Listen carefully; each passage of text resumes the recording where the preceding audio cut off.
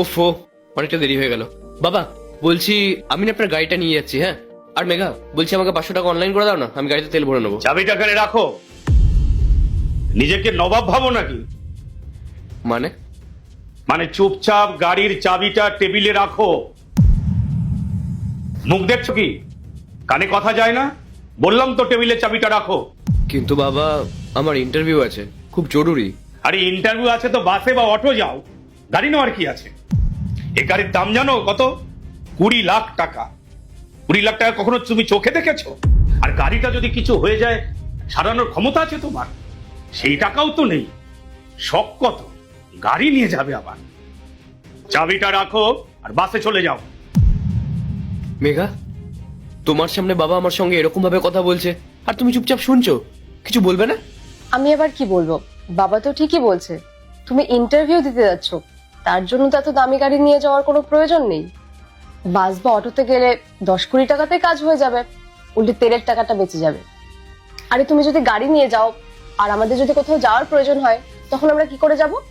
তোমার তো কোনো টাকার চিন্তা নেই, যেভাবেই যাও না কেন টাকাটা তো শেষমেশ আমার বাবাই দেবে। মেঘা, আমি শখ করে গাড়িটা নিয়ে যাচ্ছি না, আমার লেট হয়ে গেছে বলে আমি নিয়ে যাচ্ছি। আর বাইরে ওয়েদারটাও ভালো না, আমার যদি প্রথম দিন ইন্টারভিউ দিতে যেতে লেট হয়ে যায় তাহলে আমার ফার্স্ট ইমপ্রেশনটাই খারাপ হয়ে যাবে। যদি আমি গাড়িটা নিয়ে যাই তাহলে আমি ওখানে তাড়াতাড়ি পৌঁছতে পারবো। আর তুমি তো জানো আমার আগের ইন্টারভিউটা বৃষ্টির জন্যই লেট হয়ে গেছিল। মেঘা, আমি এই গাড়িটা চেয়েছিলাম কাজে যাওয়ার জন্য, ঘুরতে যাওয়ার জন্য নয়।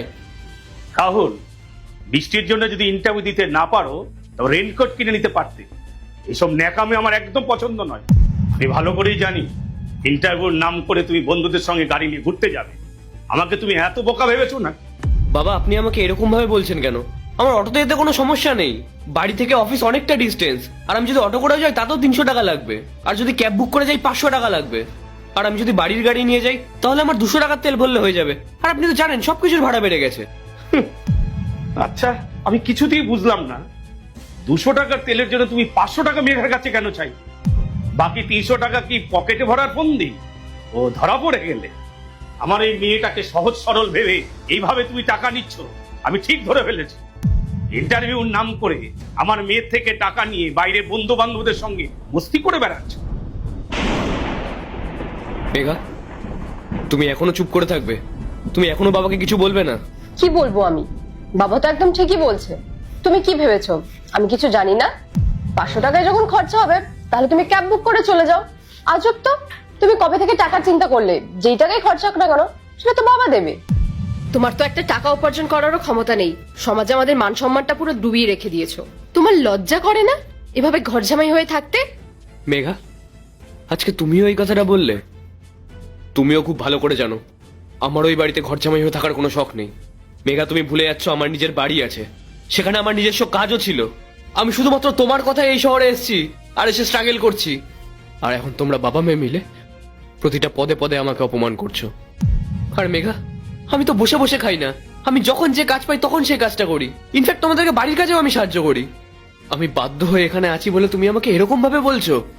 আরে আমি 500 টাকা এই কারণে চেয়েছিলাম যাতে আমি পুরো টাকার তেলটাই ভরতে পারি, যাতে ওটা বাবারও কাজে লেগে যায়। যাকে, তোমাদেরকে বলে কোনো লাভ নেই, আমি যাই করি না কেন, কিন্তু তোমরা আমাকে ছোট করা এক মুহূর্তের জন্য ছাড়বে না। মেঘা, তোর বর তো চরম নির্লজ্জ। এত করে বললাম তবু তার গায়ে লাগছে না।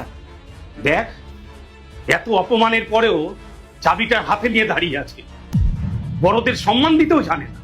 শোনো, গাড়ি যদি নিতে হয় নিজে ইনকাম করে গাড়ি কিনে নাও। আমার গাড়ির চাবিতে আর হাত দিও না, চাবিটা টেবিলে রাখো। এই নিন আপনার গাড়ির চাবি, লাগবে না আমার। আমি অটো করে যাই কিংবা ভিজে ভিজে যাই তাও আমি সহ্য করে নেব। ভিজে যাব তাও ভালো, লেট হয়ে যাবে তাও আমি সহ্য করে নেব, কিন্তু আপনাদের এই কথাগুলো আমি সহ্য করতে পারবো না।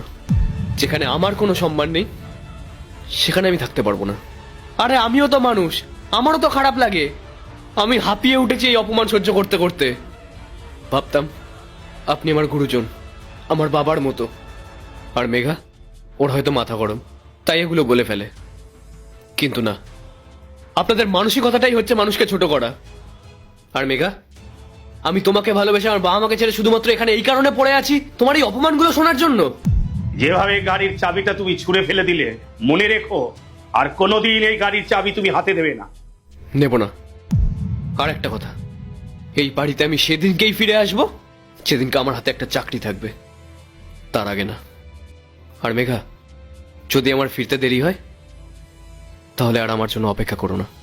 তোমার বাবার পছন্দ করা কোনো একটা ছেলেকে দেখে তুমি বিয়ে করে নিও। আসছি আমি। রাহুল, রাহুল আমার কথাটা শোনো। রাহুল, রাহুল।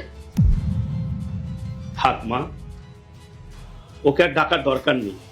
এই অপদার্থতার জন্য তোর ভাবতে হবে না। ওর থেকে ভালো ছেলে দেখে তোকে বিয়ে দেব। চিন্তা করিস না মা, চিন্তা করিস না।